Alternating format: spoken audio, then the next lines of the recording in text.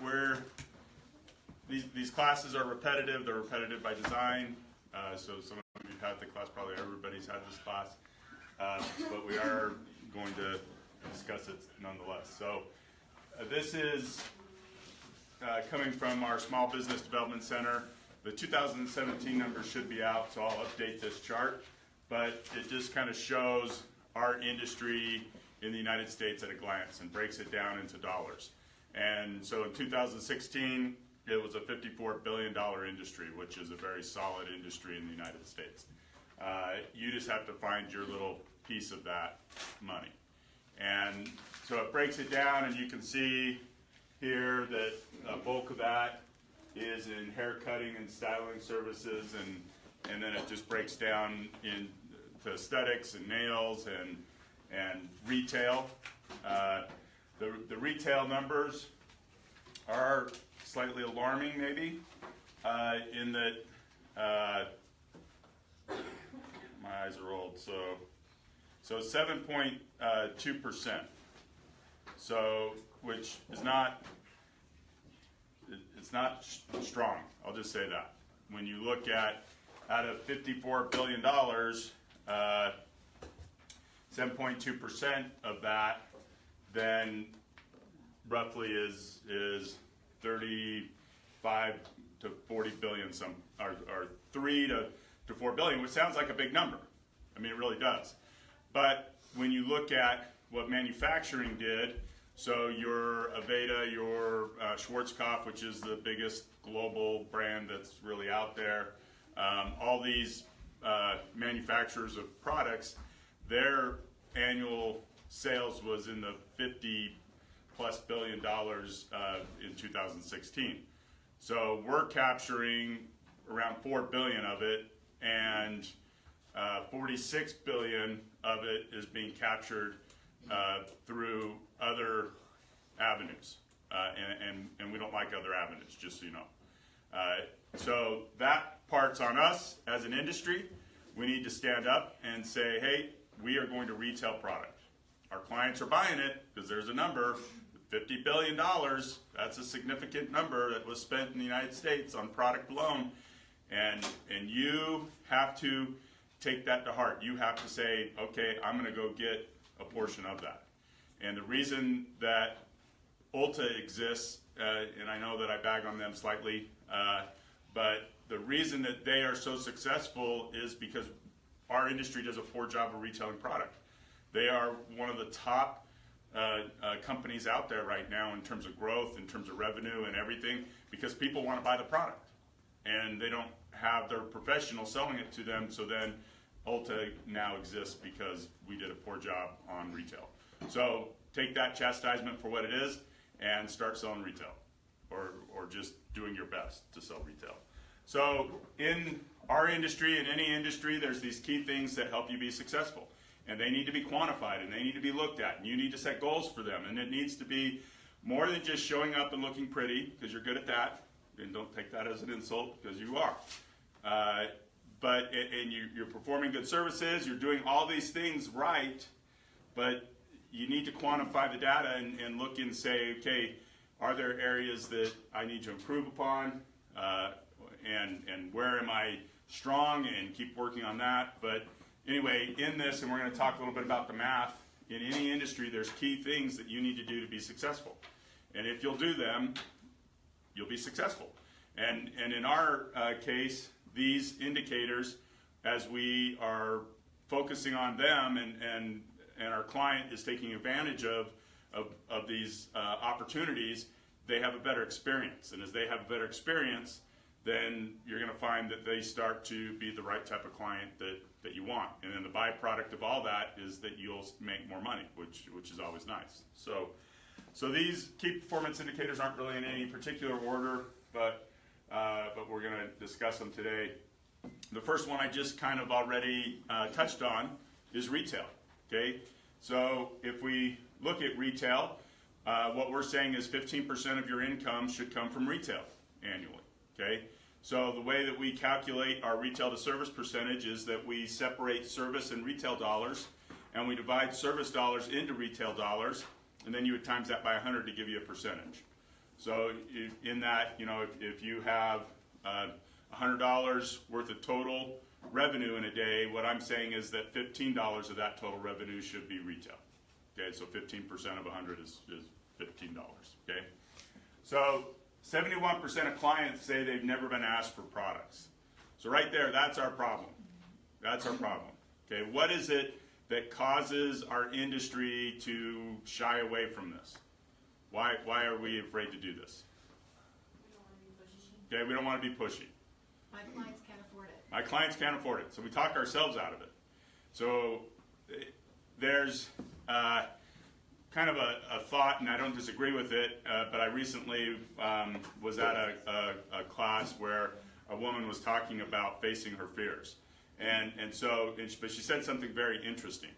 It's not fear that's keeping us from doing it, it's comfort. Okay? And so I think the two are tied, but when we're in our comfort zone, and I'm not recommending product because I think maybe they can't afford it, or I don't want to come across as too pushy, or I'm afraid of the rejection, it's really not the fear, it's that you're comfortable not doing that step. Now, have it be uncomfortable.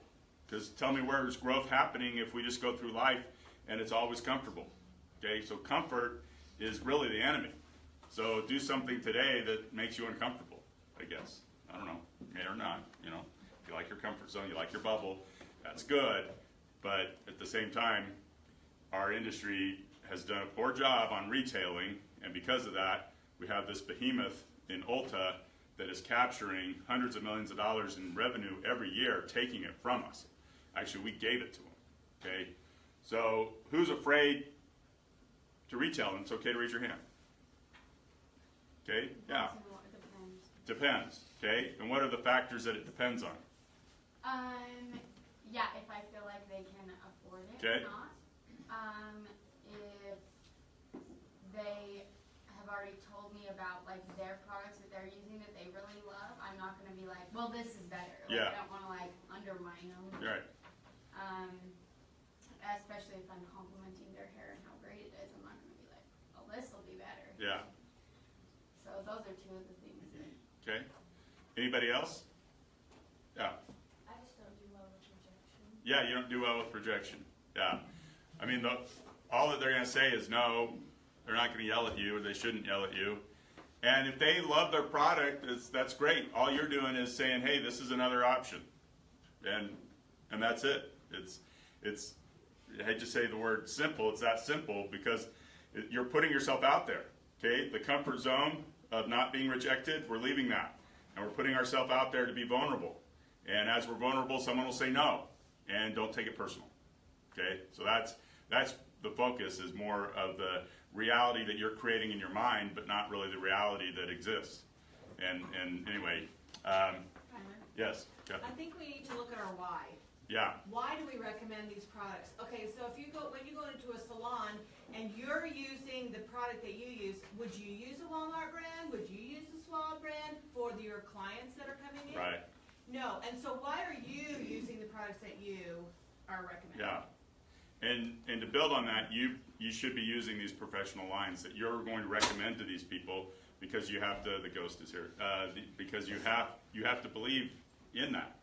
Okay. So what do you believe? Let's ask this: do you believe that the products that you're using on them during the service are products that they should buy? Yes. And if you don't, raise your hand, because I'm not going to yell at you. What do you think? The professional products, do they make a difference? Oh, for sure. Okay. So now detach yourself from the rejection, detach yourself from the fact that they can't afford it, or you think they can't afford it, and just make a recommendation. That's all. That's why we changed the word from retail to recommend, because that's all that we're doing. So if you struggle with this step, and I know many of you do, but if you struggle with it, again, let's get uncomfortable, let's be vulnerable, and let's just say, this is what I used on you today. I recommend this product, and leave it at that. And then they're grown-ups and they can make the decision for themselves. Don't make the decision for them that, hey, you can't afford this, right? That is never an option, or that should never be the words coming out of your mouth. It's not about whether they can afford it or not. It's just, hey, this is the product I use on you today, and I recommend it. And that's where you need to leave it. So add-on service dollars, okay? And sometimes people will use the phrase upsell. I don't mind that phrase, but upsell can have several things in that category. Okay, and what I'm talking about is specifically different. So retail and add-on service dollars are different. They're not the same. So an upsell could encompass both. And so what I'm saying is that, no, we're not going to use upsell. I'm not saying that's a bad word. I'm just saying that we are defining these extras. Okay, we are defining it by saying this extra is retail and this extra is an add-on service. And so our add-on services, that's just small, quick services that are lower price points typically, and that we're going to look at the need of the client and make a recommendation on. And that's it. It's like, well, I noticed that, you know, we're in our area for Cosmo kids, I mean, we are a dry climate. And so if you notice that their scalp is dry, is that dandruff? No, it's not. It's dry scalp. So what could you recommend? Scalp treatment. So it is. And notice that you have dry scalp. We have this scalp treatment that can help with that, and that's simple. If it's an eyebrow wax, whatever it might be, but these are services that the client didn't schedule for the appointment, but that you recommended, and they take you up on the service. Okay. In a day's time, you know, I think you should set dollar amounts in terms of what you want to accomplish. It's not just about the money; it's about the experience.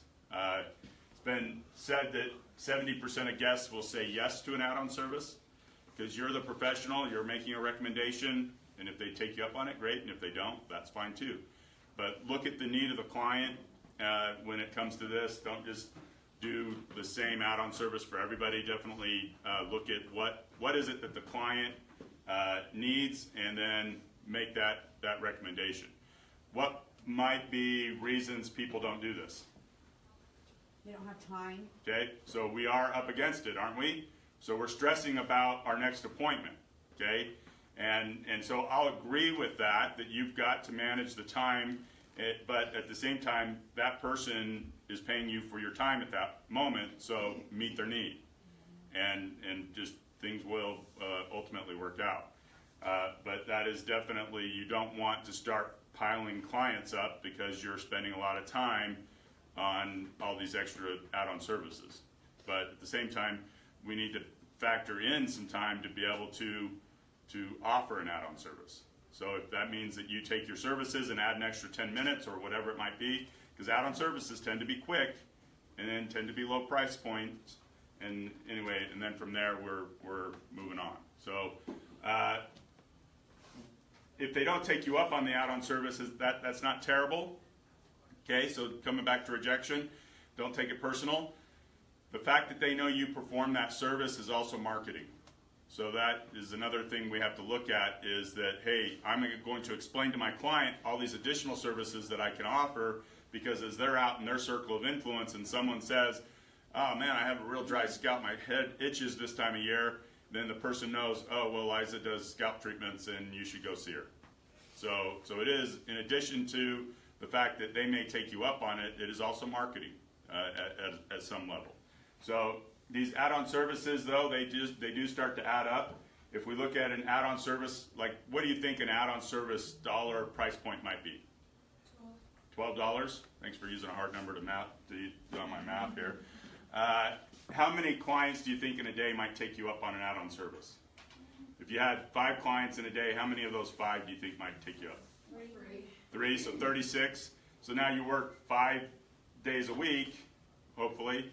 And now, see, again, this is where the hard math comes in. So 36 times 5 is 3, carry the 18, $210. Is that where you're at? 36 times 5? Something like that, maybe? 180. See, you made math hard on me, and I'm only off $30, but yeah. So 180. $180 a week extra starts to add up, though. Then if you times that by 50, so we're close to 10 grand at that point. And if you would have used simpler math, I would have been able to calculate that in my head probably. But anyway, that your client, though, is having a better experience. So all these things start to work together. So if they're buying retail, they tend to take you up on add-on services, and then as we get into more of these, they just start to create the type of client relationship that we want, which is we want clients that show up on time. We want clients that reschedule their appointments, that buy product from us, that recommend their friends into you, and all these things start to be really intertwined in building a relationship. So, okay, rebooking. Oh, what's my opinion on rebooking? Do it. Yeah, very simple. Rebooking is the most important business step you're ever going to do. It represents retention. If you're always finding new clients, you got a problem. If you got a bucket with a hole in it, you're not filling it with water. The water's leaking out. So we need to fill our bucket, and we can't do that if we're not rebooking the clients. I've had some recent discussion with people in this space about rebooking, and they think it's bad. And I'm like, well, you're entitled to your opinion. I can show you statistically why it's good, and I can show you a shop that does it, and we can compare hourly rates and wages, because when we rebook and we're 4 weeks out, what is that telling us? You're noisy. You're okay. If I'm 4 weeks booked, what is that saying about my time? It's valuable. And if I'm 4 weeks booked, as I get to that point, what's some things that I need to do with my time? I need to value it too, because our industry sometimes doesn't value our own time. So as you're 4 weeks booked or better, you really need to start considering raising your prices. It's not about gouging the client, but it is about valuing your own time. Okay, and when you get to that point, because in a day, that's the one thing that you can count on. Well, there's probably others, but in terms of time in a day, we all have the same amount. So that's the one constant that it doesn't matter socioeconomic standing or aptitude or anything else. Time is the one thing that we all have that's the same. Okay, so rebooking though, the mathematical formula you've heard me talk about, to determine with high accuracy how many clients you need to stay busy, we multiply three numbers together. The first number is how many days a week you want to work, and we multiply that by how many clients you want to see in a day. And that tells us in 1 week's time how many clients you want to see. And then the third number that we multiply is the frequency at which the guests come in.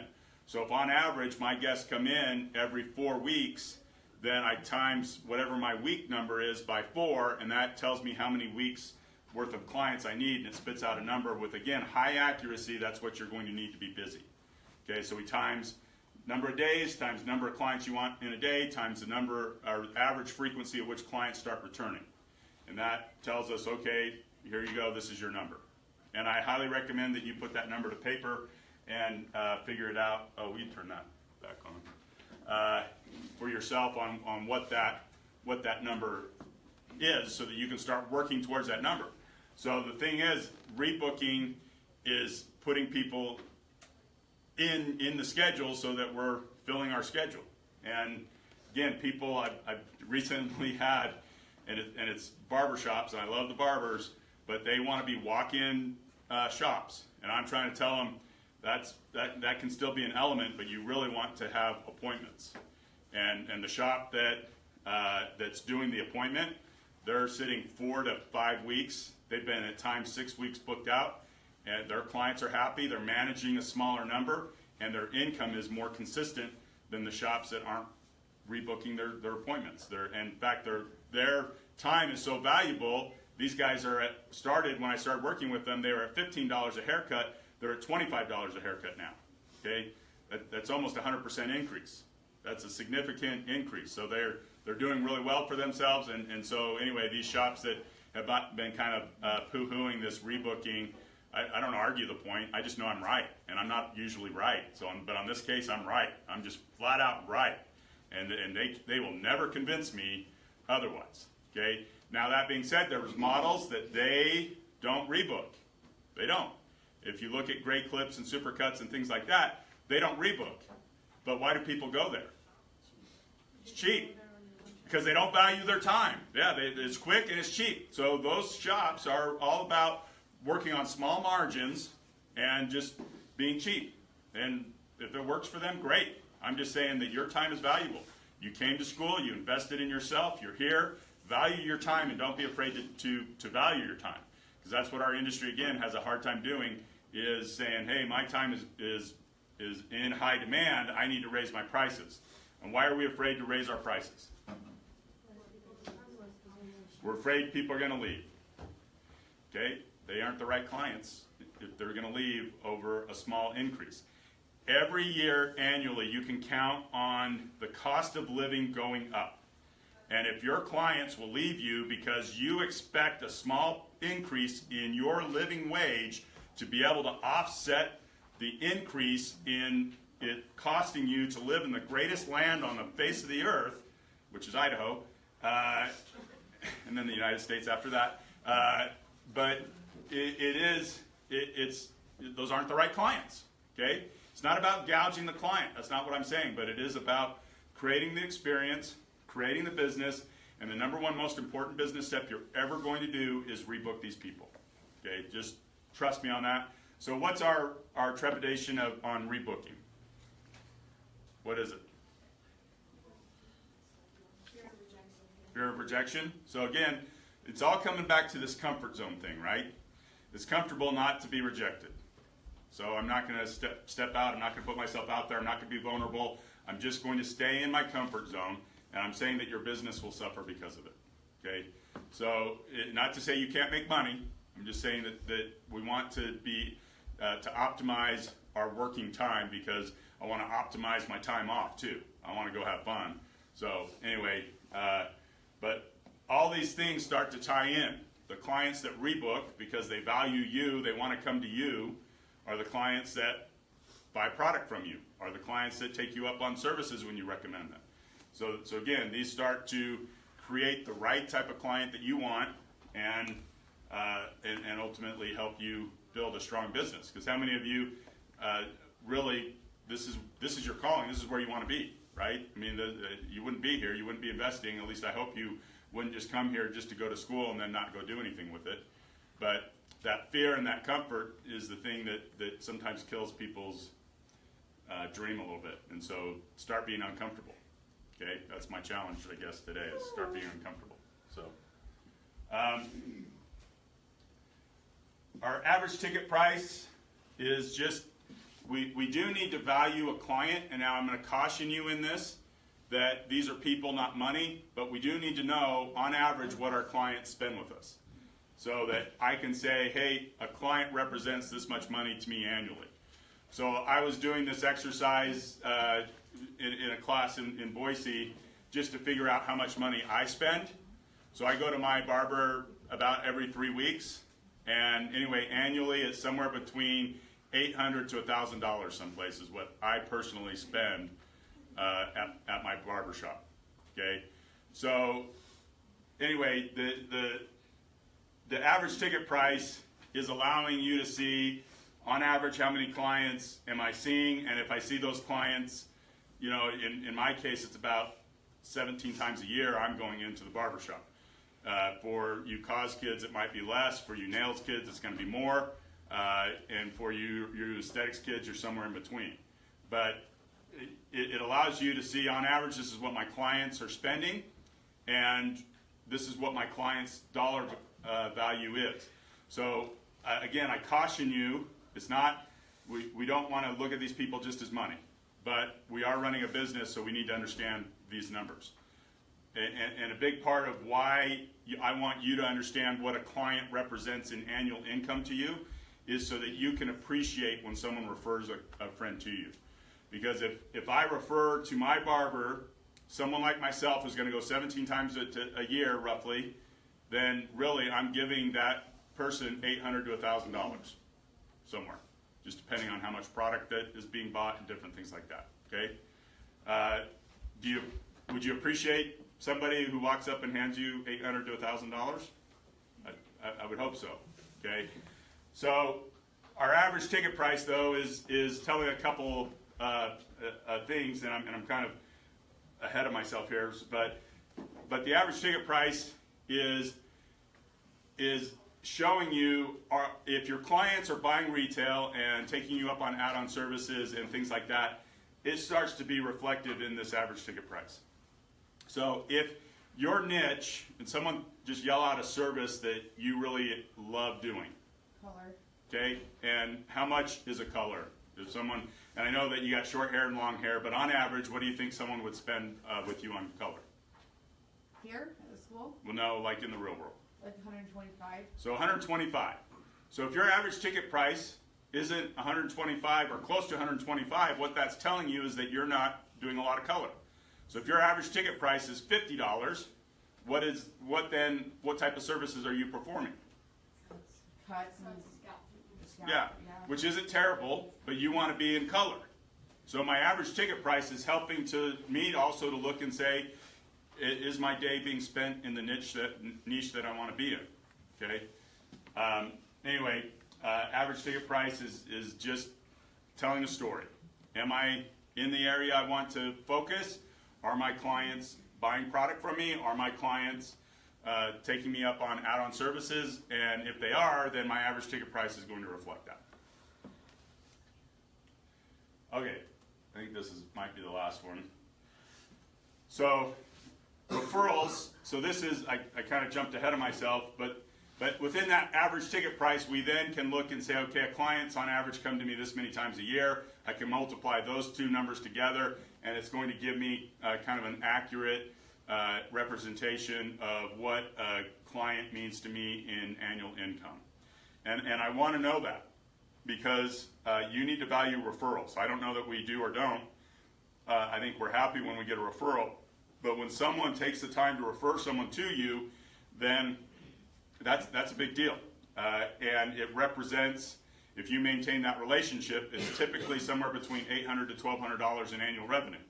And again, I know that I'm spending around the $800 to $1,000 just with my barber. So anyway, this referrals it's the right client too. So we will take walk-in business. Okay, so I was over in Boise, and Swift came and saw us too while we were at the Boise Barber College and chatting him up. And he's like, man, my Saturdays are saving me right now, because he's out there hustling and building his business. But for whatever reason, on Saturdays there's a lot of walk-in traffic. So that's good for Swift, because he's able to make it work, but he's counting on walk-in traffic. So I kind of, it's not like I'm scared for him, but at the same time he needs to get out and hand out cards and do some things, doesn't he? And I'm sure he is. But anyway, walk-in traffic, though, while it's helping him in the short term, is, in my opinion, a hard place to be unless, again, you're at a Supercuts or Great Clips or something like that, which there's nothing wrong with that. Okay, but walk-in clients walked in to him that day, but they walked in the time before to somebody else, and the time before that probably to somebody else. So they're not the right client. So a referral, however, is somebody saying, I like what you did on my friend, and I want that same service. Okay? I also think that you generate your own referrals. So a referral isn't just coming from your clients and family and friends. It's also the fact that you're out there doing things. Okay? And if you haven't handed out a business card this week, so here we are Wednesday, excuse me, I want you to do that between now and Friday, to go out and hand out at least one business card. If you're good at handing them out, hand out more than one. But if that terrifies you, and today I'm obviously focusing on you being uncomfortable, if that is uncomfortable to you, then great, go hand out a business card. Because we can create our own referrals, okay? Has anyone received a compliment in the past 10 days as they've been walking around? Okay, Liza, okay, great. And that's great. So if someone says, oh, I love your green hair, what do you say? Thanks, I love it too. Here's my card. Okay, great. I like that. Thanks, I love it too. I'm a cosmetologist in training. Here's my card, right? Or whatever you're going to say. But don't squander those opportunities. When someone compliments anything about you in terms of fashion, hair, nails, makeup, anything that's related to the beauty space, you need to take that opportunity because they broke the ice. You need to trust me on this. You're not going to get 100% of them, but if we don't at least say, hey, thank you, I'm this is my card and this is what I do, then we're squandering an opportunity to find a new client. And if I generate that new referral and I maintain that relationship, what did that handing out that card really mean to me annually in income? $800 to $1,200 in revenue, all because I said thank you and handed them a card. That's pretty good. So don't underestimate the fact that you are also creating your own referrals. So, and don't underestimate people paying you a compliment and handing out a card, because I do think that sometimes it comes back to rejection. It comes back to I don't want to be pushy. It comes back to all these things. Okay, you don't want to be pushy. You don't want rejection, but you do have a dream in working in the beauty space.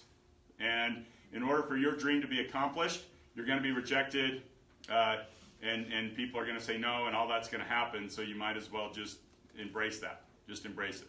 Okay. So these are the key performance indicators that I believe you need to quantify every single time at the end of the day, week, month, whatever. And so get good at math. The app, again, will generate all this for you automatically, except for referral percentage, which we will add. But anyway, you should know where you stand in retail, and your retail percentage should be at 15% or better. And if it isn't, that's okay. No one's going to yell at you. Just realize where it should be and start working towards that.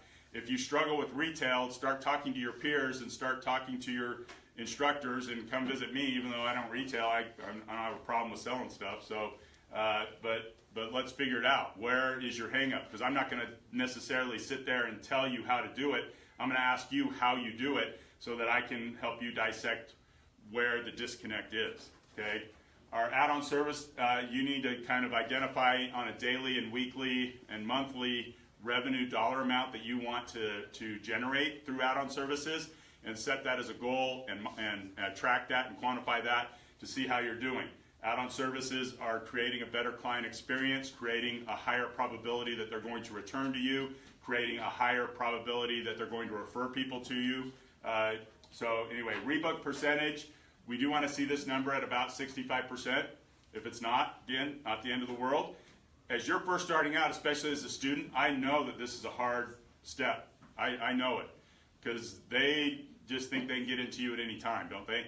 But it's definitely, over time, this number needs to be at 65% or better, because we're going to fill our weeks out, and our time is going to become valuable, and then I'm going to take a pay increase, because annually it costs more money to live, again, here in Idaho Falls or wherever. Every year it costs more money. And so we need to get our time booked out so that I can start to say, hey, look how valuable my time is. I need to take a slight increase. Okay, and you do that every year. Average ticket price is telling the story of, am I in my niche? Am I doing all these other steps? Because if as Trish said, hey, I want to be a colorist, her average ticket price should be close to that $125 mark or better. And if it's not, then it's telling the story. I'm not in my area. And then my referral percentage, this is on new business only, and I don't really know where that percentage should be, but every month you should get new business through referrals. I hesitate to throw out just some random number, but if you see that at the end of a month, how many new clients did I have? I mean, that's something that needs to be tracked.